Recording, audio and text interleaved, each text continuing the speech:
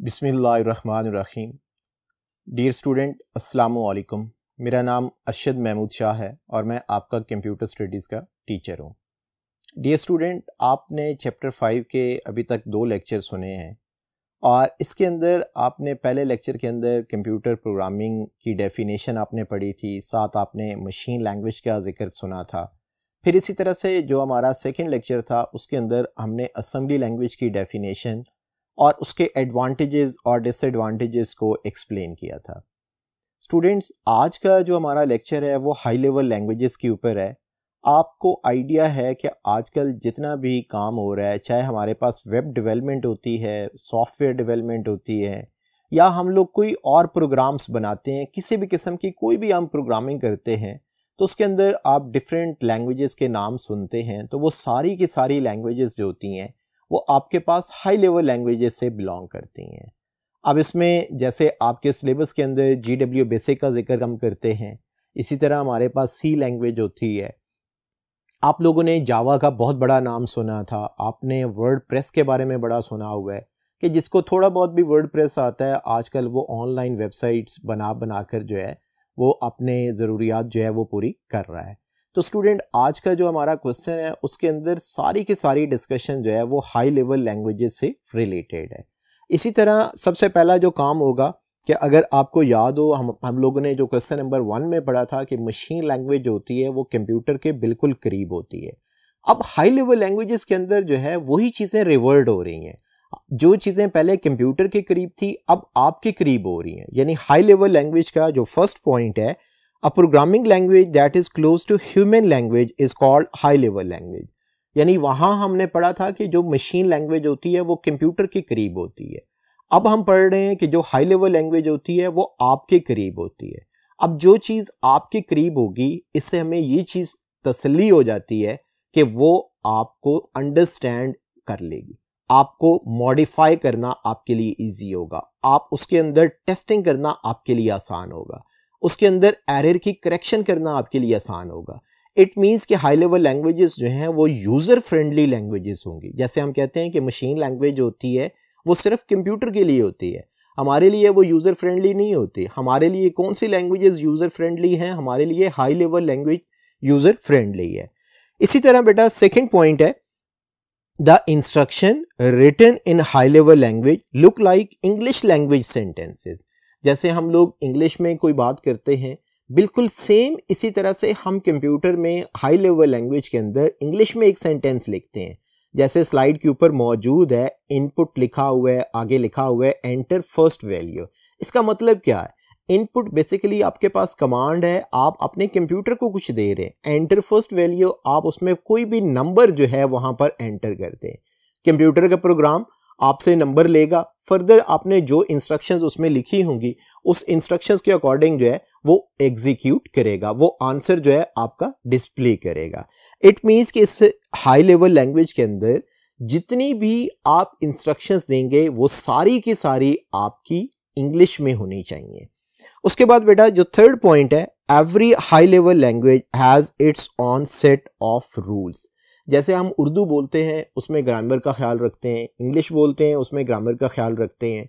तो सेम उसी तरह से जब हम हाई लेवल लैंग्वेज का इस्तेमाल करते हैं तो उसके अंदर ग्रामर तो नहीं होती है हमारे पास, लेकिन उसके अंदर कुछ रूल्स एंड रेगुलेशंस होते हैं कि आपने सेमीकोलन कहाँ पर लगाना है, आपने इन्वर्टेड कॉमास कहाँ लगाना है, आपने कॉमा कहाँ लिखना है, आपने कमांड गलत लिख दी तो आपको क्या एरर मिलेगा, अगर आपने स्टेटमेंट सही प्रॉपर एग्जीक्यूट ना की तब आपके पास क्या एरर आएगा। ये सारी की सारी बातें हमें इसके अंदर मेंशन करनी होती हैं। These rules are called syntax of language. Student, आपने याद रखना है कभी भी किसी भी प्रोग्रामिंग लैंग्वेज को रटा आपने नहीं मारना। आप सिंपली सिंटैक्स को याद कर लें, क्योंकि एक लैंग्वेज दूसरी लैंग्वेज के ऊपर बेस करती है। जिन स्टूडेंट्स ने GW बेसिक के अंदर लूपिंग का कॉन्सेप्ट थोड़ा बहुत समझ लेते हैं, जब वो आगे ग्रेजुएशन के अंदर जाते हैं और वो C लैंग्वेज या कोई और लैंग्वेज समझते हैं तो उन्हें काफ़ी हद तक जो है वो GW बेसिक की बातें याद आती हैं। मीन्स कि अगर हमने रटा लगाया तो फिर प्रोग्राम्स हमसे नहीं बन सकते। हमने क्या करना है, हम लोग सिर्फ और सिर्फ सिंटैक्स को अंडरस्टैंड करें। जब आप किसी सिंटैक्स को अंडरस्टैंड कर लेते हैं तो फिर आपके पास जो भी लैंग्वेज आ जाती है आप उसमें अपना प्रोग्राम जो है वो बना सकते हैं। इसी तरह बेटा जो नेक्स्ट पॉइंट है कि while writing a program the programmer must follow the syntax of language। जिस तरह हम लोग इंग्लिश या उर्दू में बात करते हैं तो हम ग्रामर का ख्याल रखते हैं, अगर हम उस ग्रामर का ख्याल नहीं रखते तो फिर लोग आपके बारे में हमारे बारे में क्या बातें करते हैं, इनको ये लैंग्वेज नहीं आती। जब आप था थी थे का ख्याल नहीं रखेंगे तो उसमें ग्रामर मिस्टेक होती है। बिल्कुल सेम इसी तरह से जब आप कोई प्रोग्रामिंग लैंग्वेज में प्रोग्राम लिखते हैं और आपने सिंटैक्स को वायलेट किया, आपने सिंटैक्स को फॉलो नहीं किया, यानी जो प्रोग्रामर जिसने लैंग्वेज बनाई थी उसने कुछ रूल्स एंड रेगुलेशंस दिए जिन्हें हम सिंटैक्स कहते हैं, अगर आपने उन सिंटैक्स को फॉलो नहीं किया तो फिर आपके पास प्रॉब्लम्स या एरर्स जो हैं वो बहुत ज़्यादा आएंगे। इसी तरह बेटा यहाँ पर मेंशन है an error in syntax generate syntax error in the program, यानी जब आपने सिंटैक्स को फॉलो नहीं करना तो आपको एरर कौन सा आएगा। आपने ये चैप्टर नंबर 4 के अंदर एक क्वेश्चन पढ़ा है लैंग्वेज कंप्यूटर एरर्स के नाम से और उसकी टाइप्स में सबसे पहली टाइप उसमें सिंटैक्स एरर होता है। सिंटैक्स एरर का काम ही यही होता है कि जिस वक्त कंप्यूटर प्रोग्रामर जो है सिंटैक्स को फॉलो नहीं करता तो उसमें जो एरर आते हैं वो सारे के सारे आपके पास सिंटैक्स एरर कंसीडर करते हैं।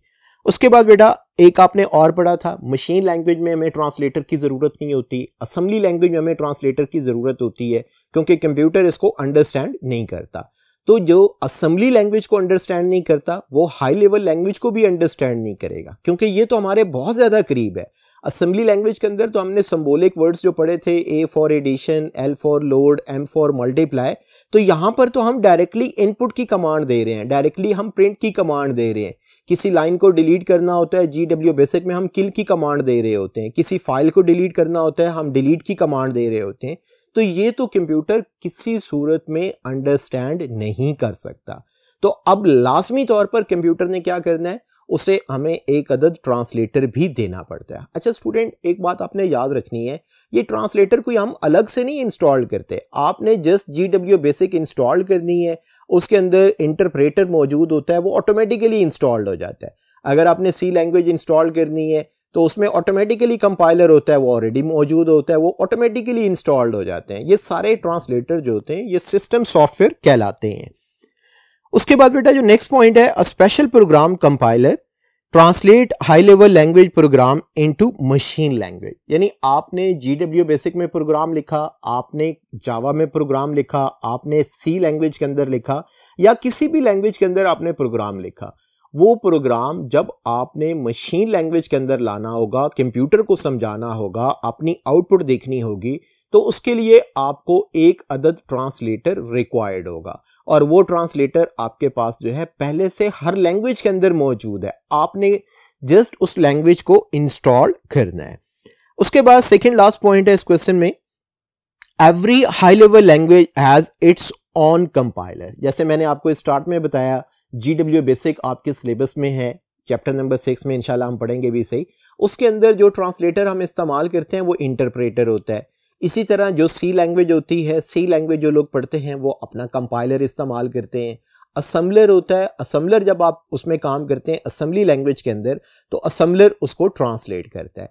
आपने याद रखना है, और ये बोर्ड के अंदर पास पेपर्स के अंदर MCQs भी मौजूद है कि किसी भी लैंग्वेज के अंदर मैक्सिमम कितने ट्रांसलेटर होते हैं। तो बेटा सिर्फ एक ट्रांसलेटर होता है, वो या इंटरप्रेटर हो सकता है या कंपाइलर हो सकता है या असेंबलर हो सकता है, यानी किसी लैंग्वेज में दो ट्रांसलेटर जो है किसी सूरत में नहीं होते।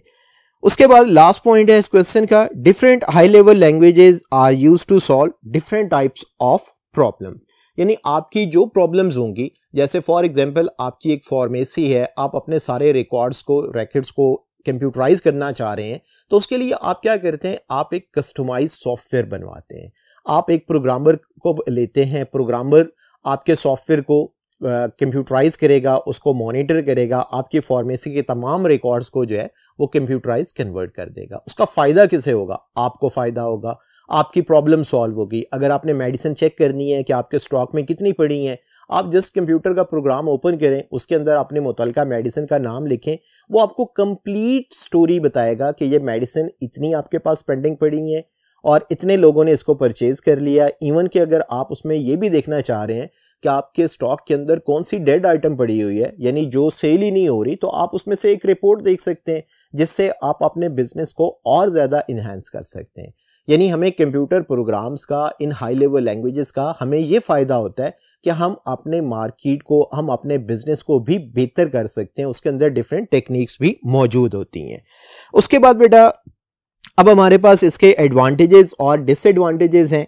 जैसे हमने मशीन लैंग्वेज में, असेंबली लैंग्वेज में दो एडवांटेजेस पढ़े थे, दो डिसएडवांटेजेस पढ़े थे। उसके पीछे लॉजिक यही है कि जब ये क्वेश्चन हमारे पास लॉन्ग क्वेश्चन भी आएगा तो हम इसकी डेफिनेशन के साथ एडवांटेजेस और डिसएडवांटेजेस मेंशन करेंगे। अगर शॉर्ट क्वेश्चन भी आता है तो भी हमें याद होगा, तो हम एडवांटेज और डिसएडवांटेज जो है वो कंप्लीटली लिख सकते हैं। एडवांटेजेस में सबसे जो पहला पॉइंट है, high level languages are easy to learn. जैसे लेक्चर के बिल्कुल आगाज में मैंने आपसे जिक्र किया था कि हाई लेवल लैंग्वेजेस का कॉन्सेप्ट यही होता है, ये आपके करीब होती हैं।